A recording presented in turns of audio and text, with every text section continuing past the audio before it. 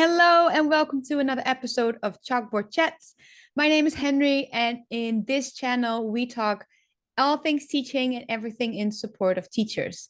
And today, I wanted to share one mindset that has changed my whole teaching career.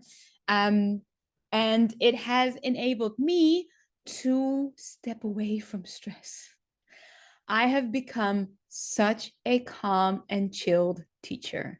I often feel like I am so zen. Nothing can like flap me, so unflappable. Um, and it has made my life so much easier. Also, as soon as I am done with work, as soon as I walk out of the building, I basically completely forget about it. And I'm like, whoa, we're done. And in my free time, when I do think about work, it is often with this sense of ideas or inspiration where I'm like, oh, I can try this, or oh, this would be cool to implement in my classroom. And it has made my life so much easier. It has made my job so much easier. And like I wish they taught this to everybody else. So here I am teaching this concept to you. So what has changed for me years ago when I started, I would take on the burden of teaching. I would take on the whole responsibility of the learning journey of the students. I saw their failures as my failure.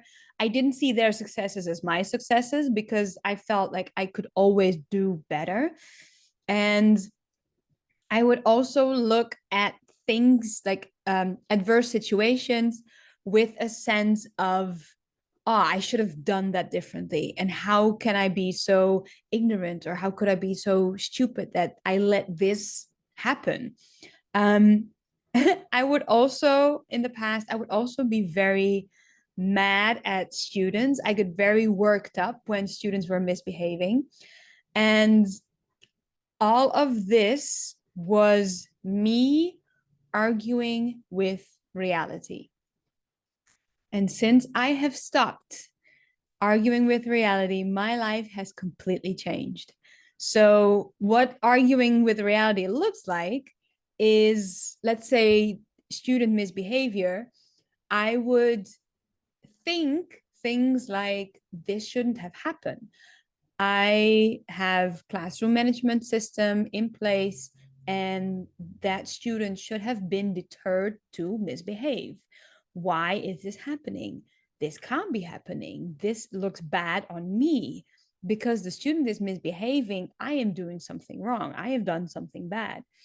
I would also get very upset and very angry with management every time when they, you know, failed to failed to do the things that I thought management had to do.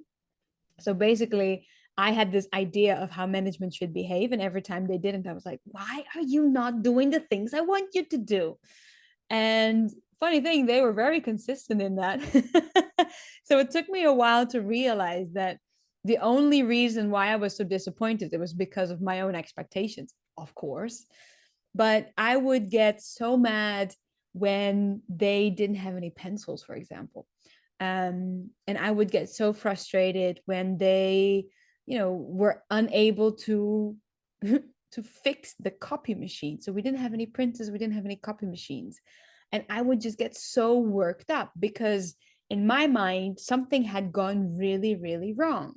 And I would just spend a lot of time, a lot of energy on basically arguing with what was, and thinking that arguing and being angry about it and being frustrated about it was a very useful thing because you can't just like let it go.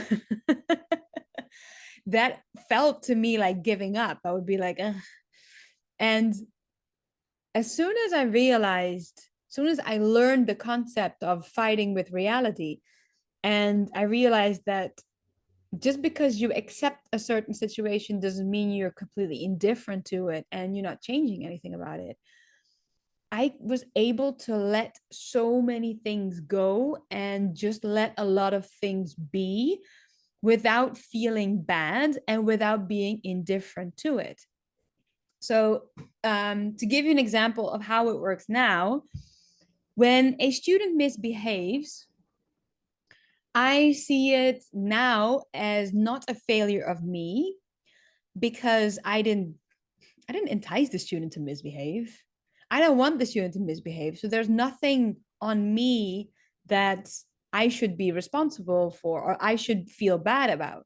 It's the student's decision to stand up and run around. Student's decision to, I don't know, open up their mouth and start shouting in the classroom.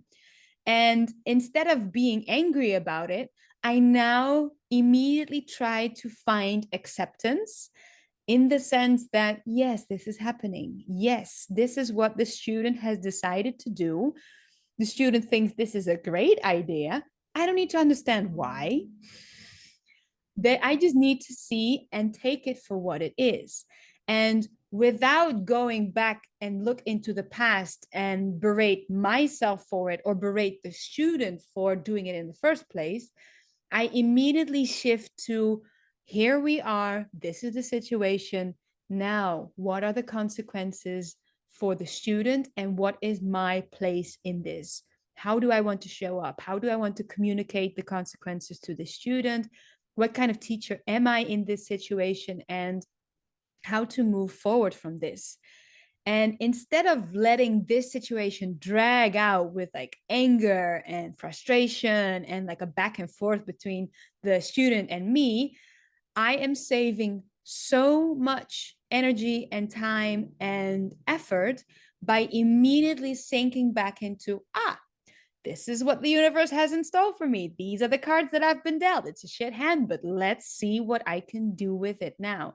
And I shift to what is happening now and immediately go into, how do I want to move forward from here?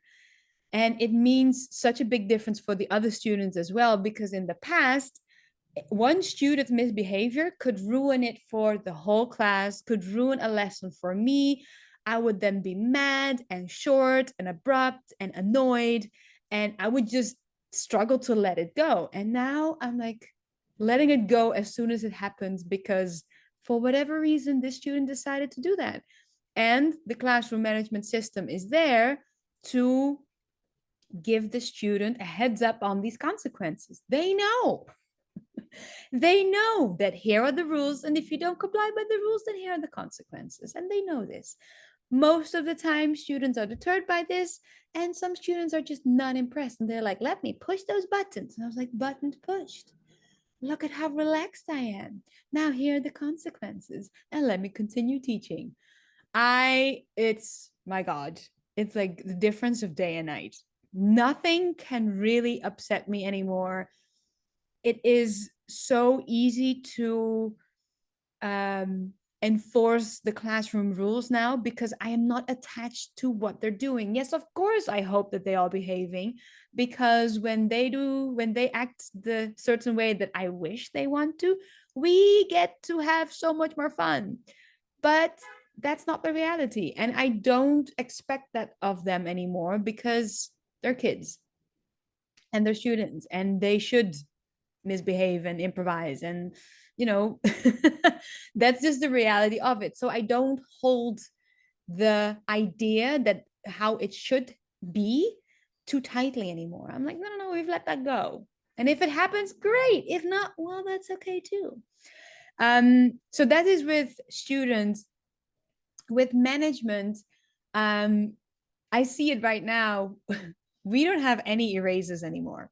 For some reason, in the past, there was a time where we didn't have any pencils, and I got very mad and upset, and it took me a couple of hours to get over it.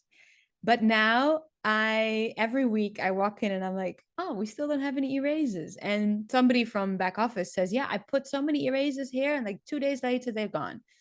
And I am not mad anymore.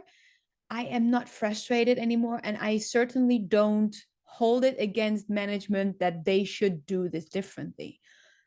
All I see it now as, well, here again, here are the cards. This is what we're dealing with. And oftentimes I will share this also with my students, saying, look, we have 20 students in this class. and one eraser. If you have an eraser at home, please feel free to bring it to school to use it during class and take it back home again. Please don't take my eraser because I only have one.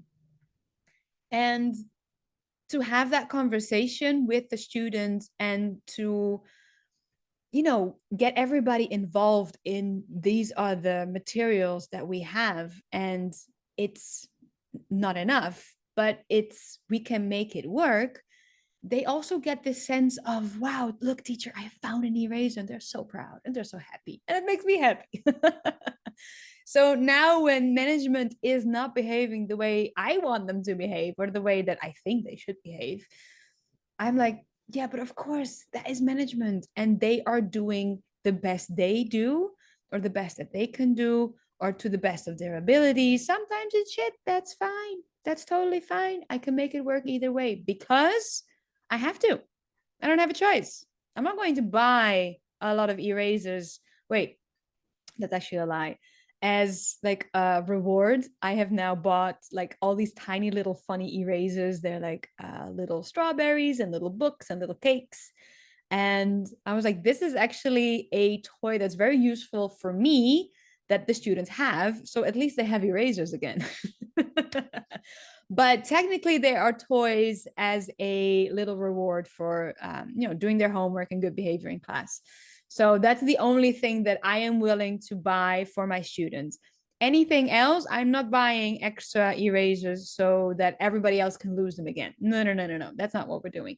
I'll make it work with that one eraser that I have. So that is with the students, that is with management. And the last thing that I also wanted to share with you, that in the past, I would also be very strict and hard on myself. I would berate myself for kind of like creating these adverse situations. So, if students were failing, I would look at myself and say, how could you have let this happen? How is it possible? Why did you do this? Why weren't you even better? And I realized at some point that it is not up to me how the students are doing. At the end of the day, they are the one who hold the pencil. And even if they know the correct answer, they make the mistake. And there's nothing that I can do. Seriously, there's nothing that I can do. And it is not my responsibility.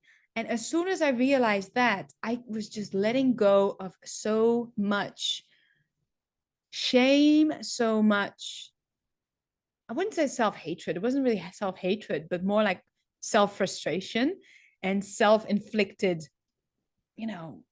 just anger. I would be very angry at myself, at my past self for, not seeing the situation, how it would end up or what the result would be.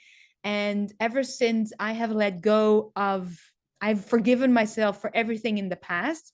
I do it every day, all the time.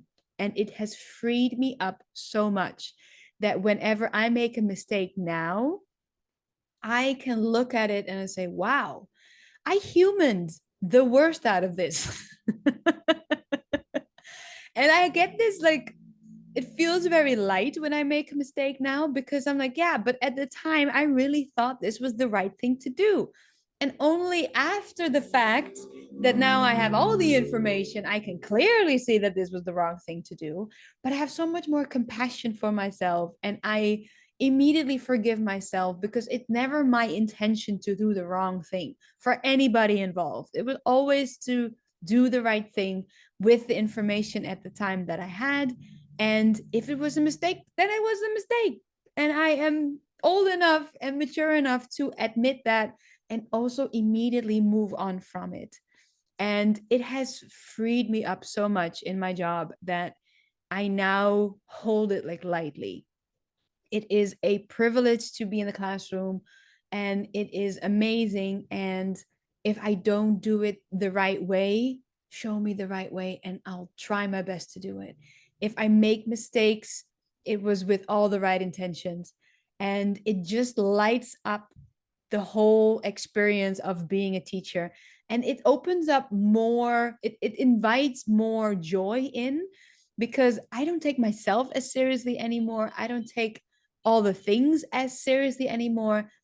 not that I just be like, I don't care, but it's like everything is a lot lighter and you can have so much more fun with it. So that is my mindset shift that has changed everything for me. Please let me know how what your thoughts on this are in the comments below. I'd love to hear from you, and I'll see you in the next episode. Bye bye.